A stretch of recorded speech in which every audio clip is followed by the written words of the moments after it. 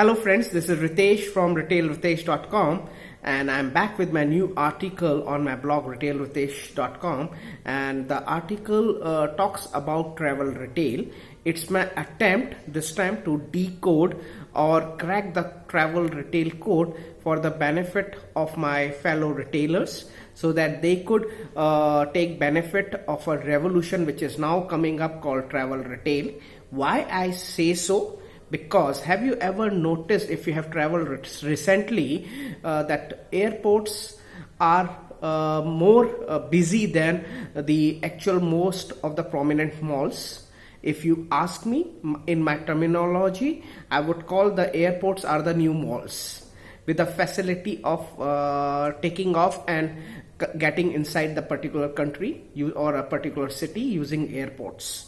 So yes, travel retail is the new division or a new retail field which is booming. And why I say so? There is a statistics which says that over 1 billion people are traveling across the globe in next 1 year or so. So 2020 is the year wherein the figure of 1 billion travelers will be achieved by the aviation sector.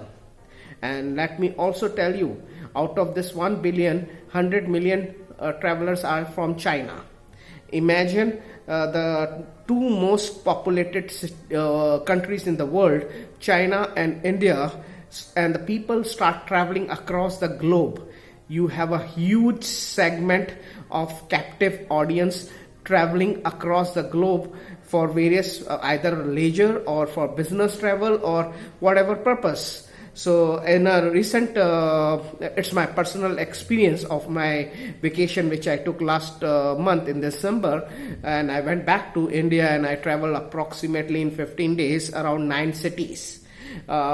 Cities are metros as well as second 2-tier cities in India.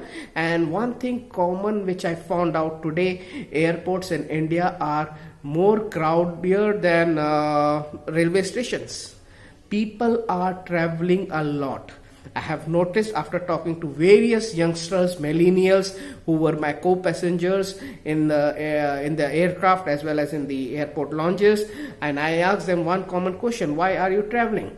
And the common answer which I could get from all of them is, today the millennials, the younger generation, prefers to gather memories rather than saving monies. So they prefer to travel, and travel is the best teacher, as we all know it. So their focus has now shifted from saving to gathering memories. They value memories more than the actual capital they have in their banks.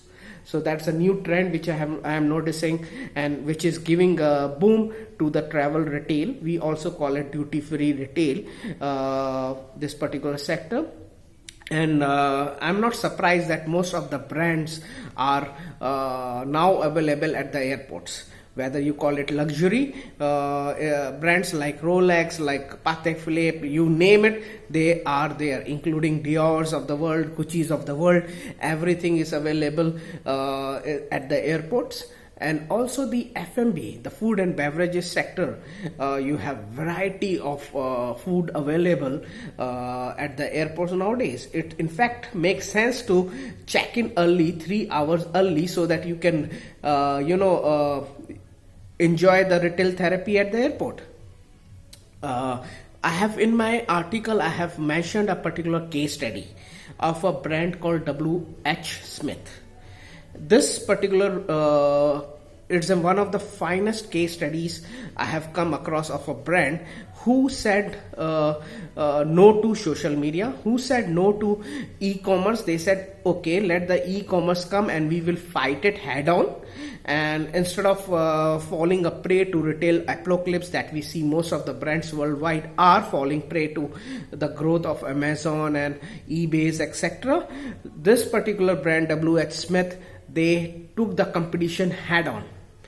How they did it? You need to read it into my article as a case study, but as a synopsis I can tell you here. Instead of focusing on high street and fighting with Amazon.coms head on. What they did was basically opened up the new segment of travel retail.